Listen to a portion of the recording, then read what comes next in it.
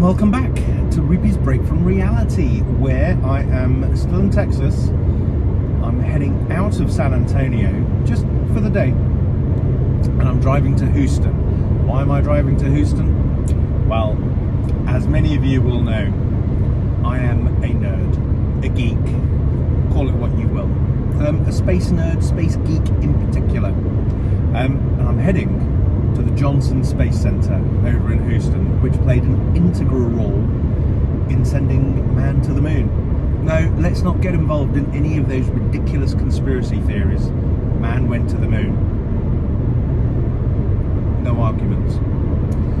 Anyway, so I'm off to the Johnson Space Center. Boys with toys. It's gonna be spectacular. And I frankly can't wait. So I'm driving along the, I believe it's the I-10 East, over to Houston.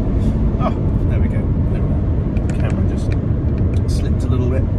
I'm on the highway or freeway. I've still not quite worked out what the difference between the two is. But one of the really interesting things, and frankly slightly disconcerting things over here, is that trucks aren't limited to 55, 60. So I'm pootling along at 75 miles an hour, which is the speed limit here, and I'm getting overtaken by trucks. Big trucks, which is interesting if you're not used to it. But anyway, you know, they do say that the UK and America are countries separated by a single language. I'm not quite sure what that means, but you know, I do love a good cliche, or even a bad cliche.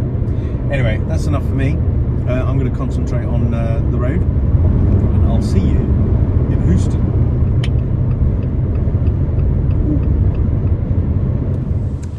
And welcome back to Rupy's Break from Reality. And how about this for a break from reality? I'm here at the what I still think of as the Johnson Space Center, but apparently it's called the Space Center Houston now. And that is the Shuttle Independence on top of one of the transport jumbos. How awesome is that? Sorry, Kathy. How amazing is that?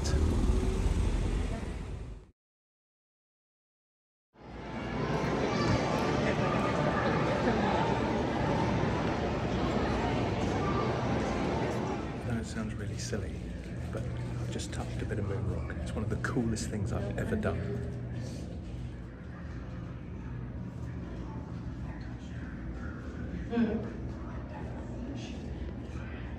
Butterfly moon.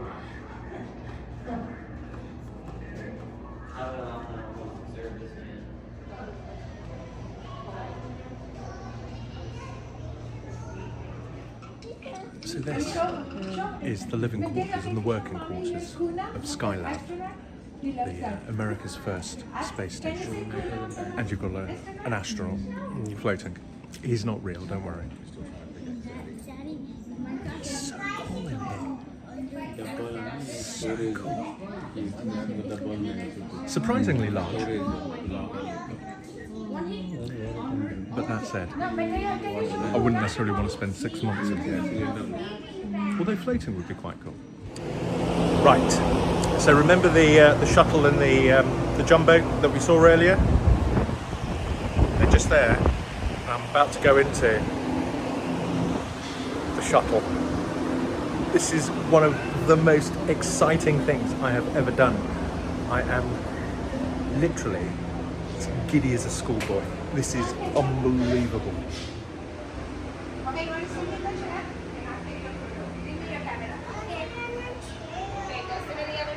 So that's where they fly it from. It just looks like a TV.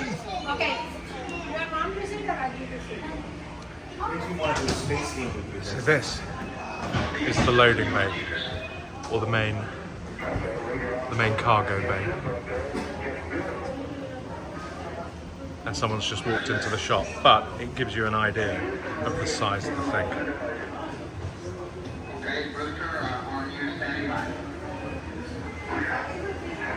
I'm now now we're in the 747. And how about this for a very, very, very tenuous bond link? In Moonraker, we see one of these. Unfortunately, it doesn't work out well for the cruise, so let's not go into that in too much detail. But I'm in the 747. It's so cool. Look. On an ordinary 747, those would be some prime seats. Prime seats on this as well. Awesome. Up to first class? Up to first class maybe? Or probably just up to the flight deck. I'm so excited. I am. This is hands down, top 5 things I've done on this break from reality. Awesome.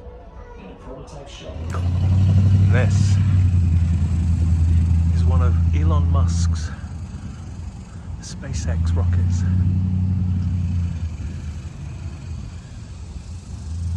That is enormous.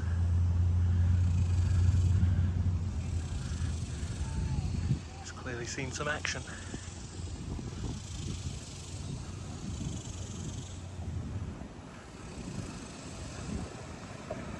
And it just goes on and on and on and on and on. Wow. Imagine sitting on top of that thing. Wow.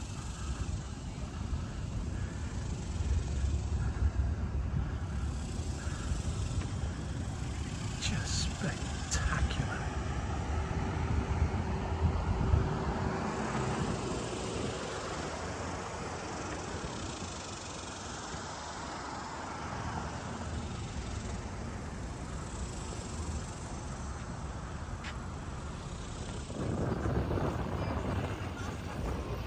Okay, so if you thought the SpaceX vehicle was big, this takes it to another level. I can't even get it in the shot, but this is a Saturn V, and it goes on for a very, very long way.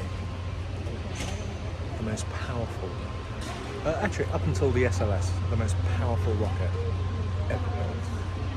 And this is what took man to the moon. Pretty impressive. Grant was four at the picture with SpongeBob. Grant was.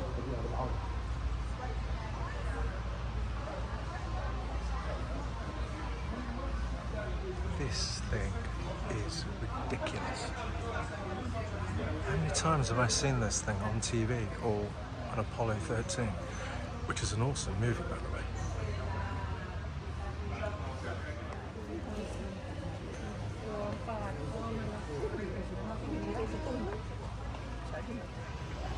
So here's one of the amazing things about this. All of this that you can see, so first stage, second stage, and the third stage. That was a very blurry finger, wasn't it? Just gets you pretty much into space. This bit pushes you into lunar orbit and contains the actual living quarters and then the lunar lander.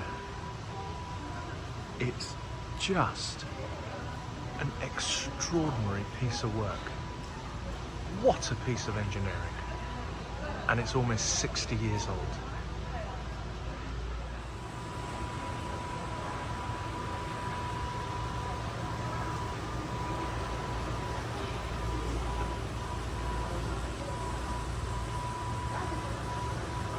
And that's the lunar module.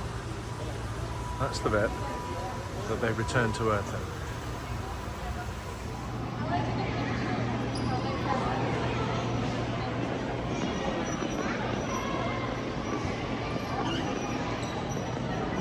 Golly gosh. That looks so much more spacious than the Apollo modules. Hello.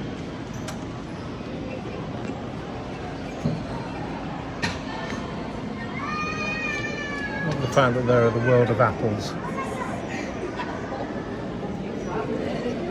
Looks like they're trying to send a message to Sir Isaac. What a day. What a fabulous, fabulous day. The Johnson Space Centre lived up to all of my expectations and exceeded them in so many ways. It's just a fabulous, fabulous place. It's full of relics, exhibits, maybe that's a better term, exhibits from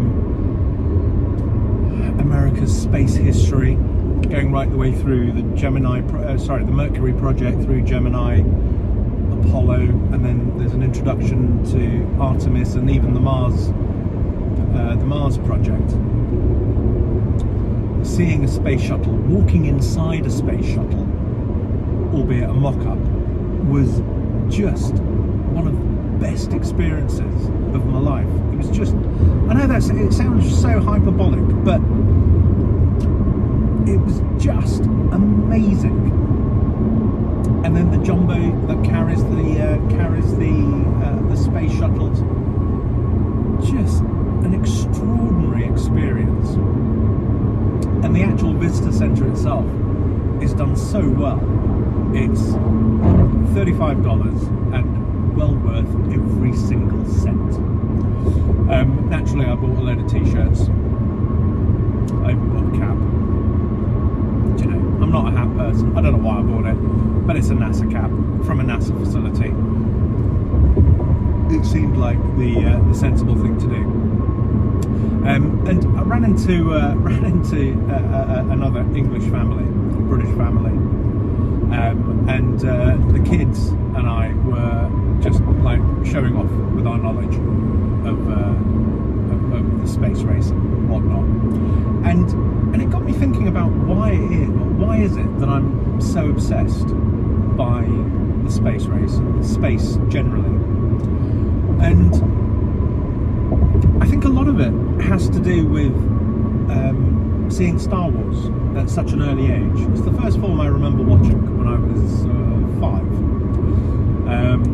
and just being completely awed by it. And then going through school, studying about space, about the history of the space race, and then when I got to GCSEs and A-levels, studying physics and understanding how some of these incredible machines actually work. And then I was thinking about President Kennedy's words, and regardless of your politics, his words were quite inspiring. And bizarrely enough, the first time I heard his little speech, I'll paraphrase some of the key points in a sec, I actually heard them for the first time when I listened to a Jean-Michel Jarre album. And again, I have Kevin Baker to thank for that. So Kevin, thank you very much, sir. But in the introduction to Rendezvous 4, amazing piece of work, in the Houston Leon concert album, it starts with the words of President Kennedy in his speech, where he announced the Apollo project, and you know, we're going to go to the moon by the end of the decade. And one of the lines in it is, "We choose to go to the moon not because it's easy, but because it's hard." And what a fabulous sentiment! Just an amazing sentiment. And he encapsulated, I think, the American spirit in that. And you know, America has many faults, but it also has an amazing will to win, a will to succeed. Something that many countries can learn from, and that's what I love about this place.